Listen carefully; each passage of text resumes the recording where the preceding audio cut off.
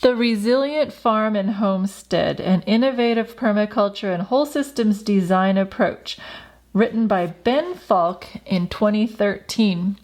He has a permaculture farm in Vermont called the Whole Systems Research Farm, and so this book is all about his farm and what he does on it. It's your typical permaculture topics, but since I want to glean all the info I can on the subject, every person's different slant is valuable to me. In this chapter of site design, he makes it clear that you will never get it right the first time. What you thought might work may not actually work, and so you have to redesign over and over. It's a never-ending cycle. But that's the fun of it, to figure out what does work for your particular area, and no two areas are alike.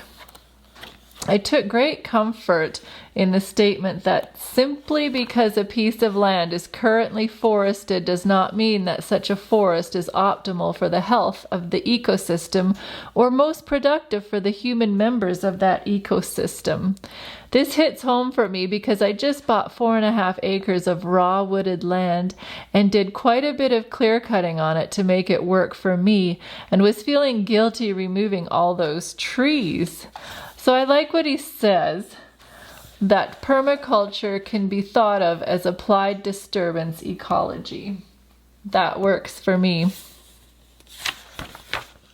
This certainly is a pretty detailed chapter on design. He highly recommends drawing out your plot, but I'm not sure I'm that ambitious.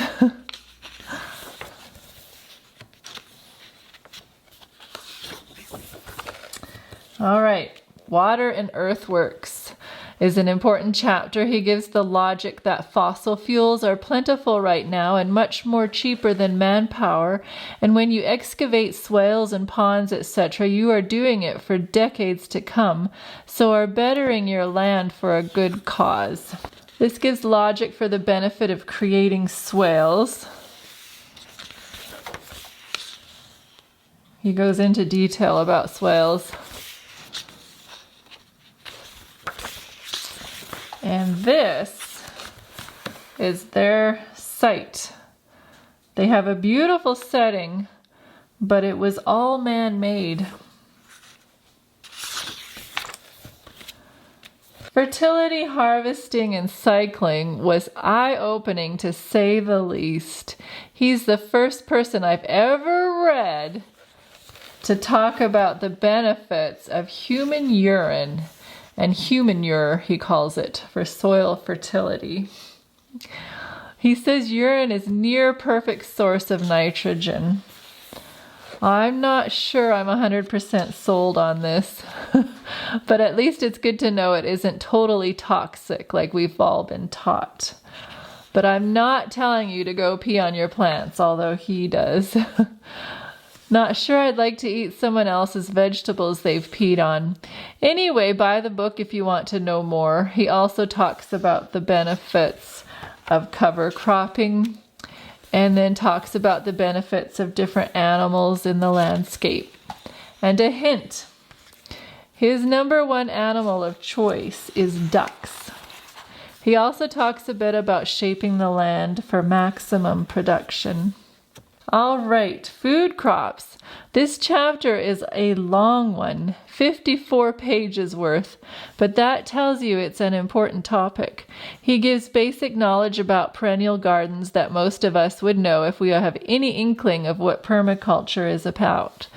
But he went into depth about how they are growing rice in Vermont, which I found fascinating.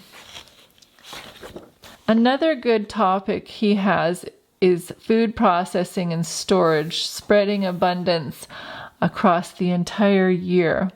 Something I'd never thought about is canning takes a lot of energy and time, and the nutritional value is often lost.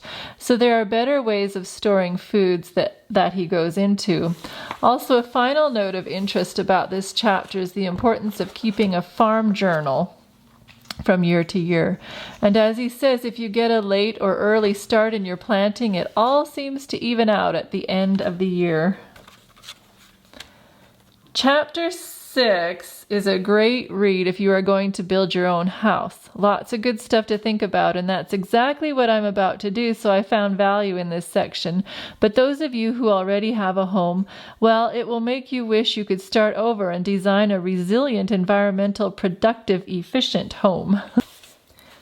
His last chapter is kind of a wrap-up of what he's already said, and mainly being healthy and growing health. Good stuff.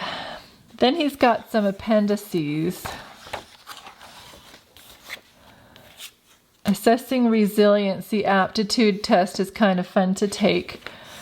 See how survival ready you are, or at least homestead savvy you are. Also, this is interesting. The durable 10. Know these cold and you can survive almost anywhere. Making and keeping a fire, finding and securing water, germinating seeds and raising vegetables, building soil, storing food without refrigeration, electricity, or fuel, planting and raising trees, felling and bucking trees, splitting wood, basic carpentry, wood framing, masonry, structures, making stone walls, hunting, fishing, and wild foraging.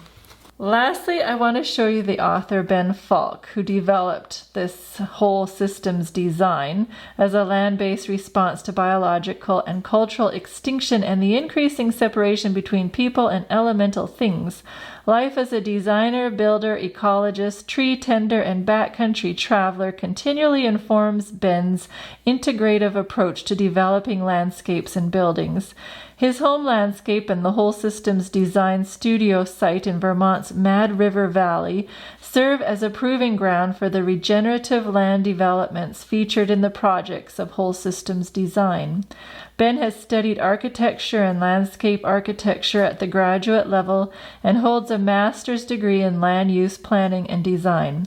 He has conducted nearly 200 site development consultations across New England and facilitated dozens of courses on permaculture design, property selection, microclimate design, and design for climate change. So the guy is legit. He knows what he's talking about. So my final thoughts is that I certainly enjoyed this book. He had some good insights that I haven't read in other books. But I was disappointed in that he kind of left us hanging. I wanted to know more. But he said more than once, in my second edition book. But it's been a good 7 years since he's written this book, and there still is no second edition to my knowledge. So I think he needs to give us an update on how his farm is doing, don't you think?